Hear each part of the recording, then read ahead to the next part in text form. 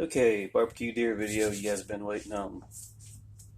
So after I got into the pack that we showed the other day, there's only one shank portion. The rest of it, there's actually some good slicing meat in there.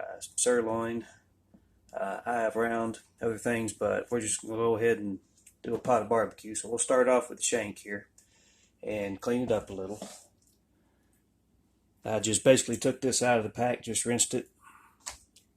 And the reason I left this, normally I would have cleaned all this before I packaged it or when I skin it, but everybody was wanting to see how to do it. So basically it's just all this membrane, and unfortunately my pad slides across my stove here, but you simply kind of pick up on it, and this is where you really need a good sharp knife. You just want to touch the blade to it. You don't want to try to slice it. Just touch the blade to it. And all this is going to come right off. Now this you do want to get off before, and see I got a little deep there, but before you pan sear it. The silver skin on the outside will cut off. But again, the purpose of showing this, I better turn my pot down. I was getting it up to sear temperature while I was waiting. So the purpose of this is just to show where, if you notice on the shanks, you have these main tendons that run down through. And I'll go ahead and just slice this open so you can see the inside. Again, my knife is not very sharp, but these are also tendons and they are very, very tough. But you're going to have all the sections in the shank, where you're going to have individual layers of the silver skin. Like here, you can slice this off and you're back down to the silver skin. This outside, simply if you've got a good sharp knife, as you notice, you can kind of just roll it off after it's been froze and thawed. Another thing you can do, which again I'm trying to get around the camera, and if you'll put the knife in, don't turn it, just kind of lift up and gently run your blade down. It's kind of like filleting, which I screwed up on that, but again, a good sharp knife, and you can see the silver skin. You can fillet the meat off and leave just the skin portion. However, that's a different story. Okay, my pan's getting hot. What I really want to take off is all the fatty looking stuff. What looks like the, kind of slimy stuff. So I'm just going to go ahead before my pan overheats and run this off.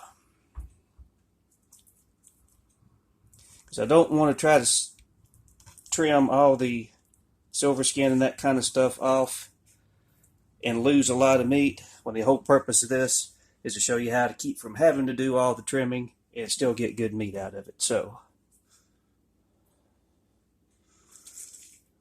the white is going to be your tendons. So you're going to have some white, some silver. However, it's the, I hate to use the term snotty, but just kind of the snotty looking stuff is what you want to get off.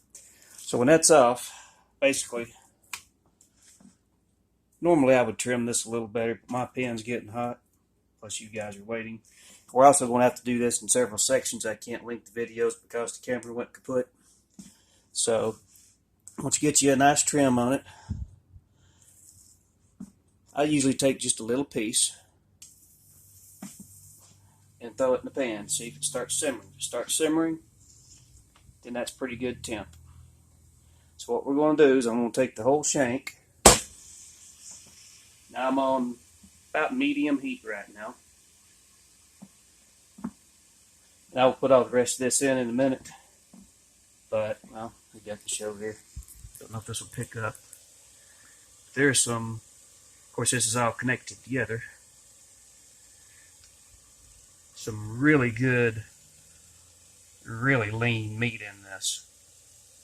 Again, the camera color, this looks kind of a darkish color through my lens, but the camera color is not exactly what the color is. This is just a beautiful piece of meat. Okay, so back to the searing, and I'll do the same with this once I get it in. I'll let that sit for just a second.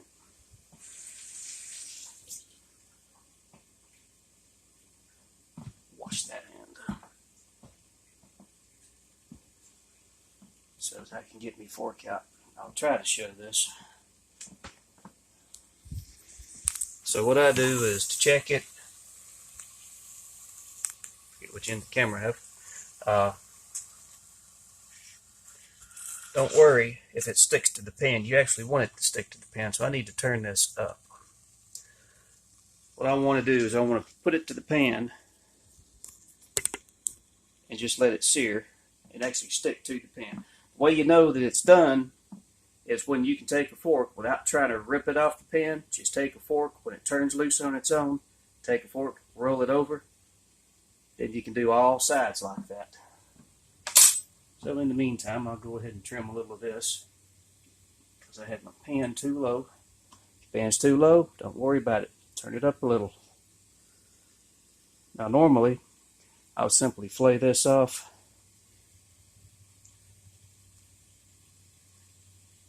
I can trim that later, but I can V this.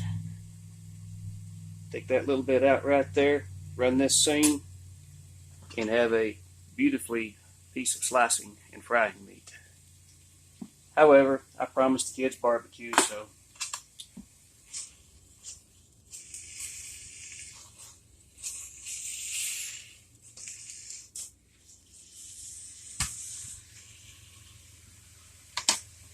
again, I'm not super worried about the tendons. The silver skin, we want to try to go around on what we can. But again, this is going to be barbecue. Just kind of squeeze up, lay the fat off.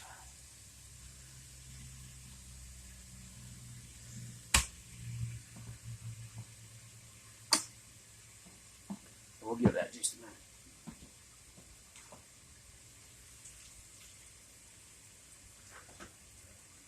So basically what we're going to have to do is, since I can't link the video, there's just going to be a series of individuals. So when this goes up, in about 15 minutes, I will check it again. So I'll be posting a lot of 30-second and 1-minute videos between the time we start here and the time that it goes on the bun.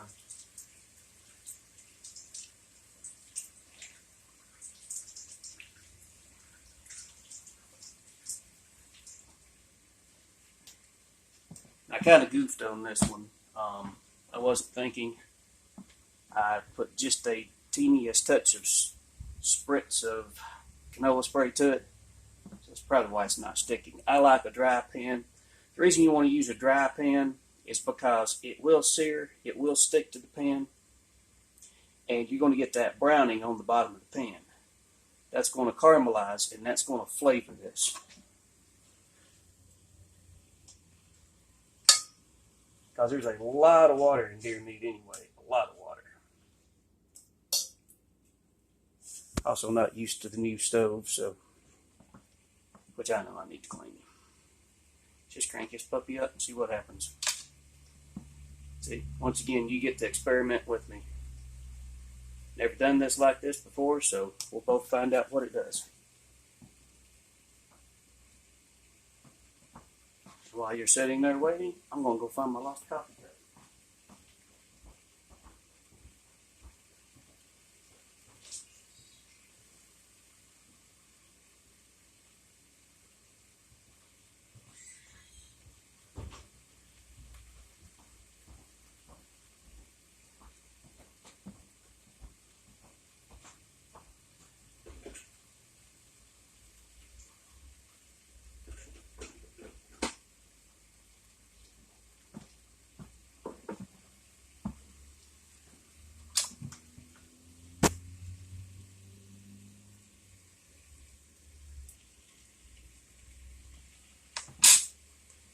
Again, I didn't have my heat up high enough. This should kind of start to stick right about the time it hits the pan, but you don't want your pan too hot, of course. Don't want it to burn. But generally about medium on most stoves. Gas, electric, whatever is about right.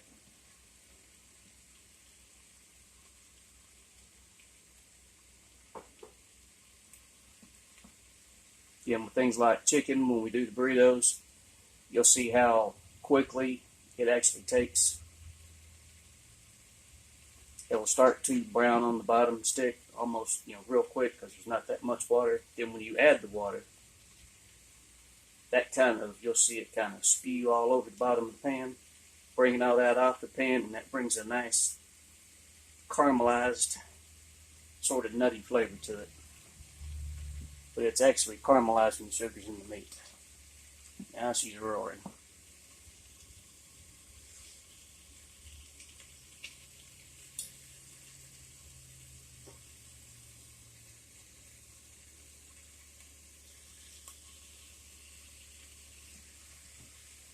Again, it's easier to start your heat low and then up it until you get used to doing the searing. A lot of people say, well, you have to sear because once you miss the sear stage, it doesn't work. Nah, on this, you can just keep turning the heat up until the water starts coming off of it and it starts browning. All we're doing is browning it. Just a toasty brown is all we're doing. Ah, that smell. Bet y'all wish you had one of them, as the old timers used to say, a smell-o-vision.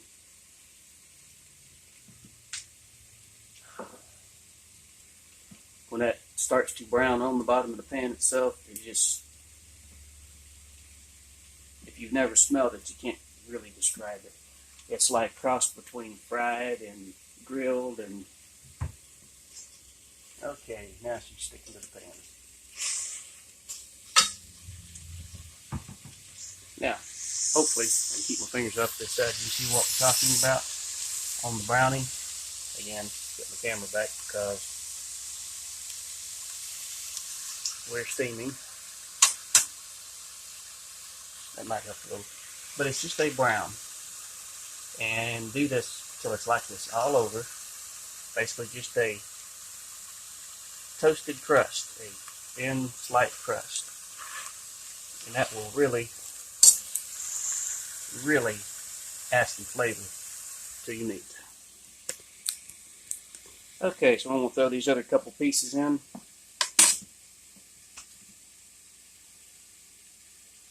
Put a lid on it. And we're going to put about a ½ inch of water in the bottom of the pan. Cover it. Turn it down on a medium-low heat. And we'll go from there to the next installment here in just a few minutes.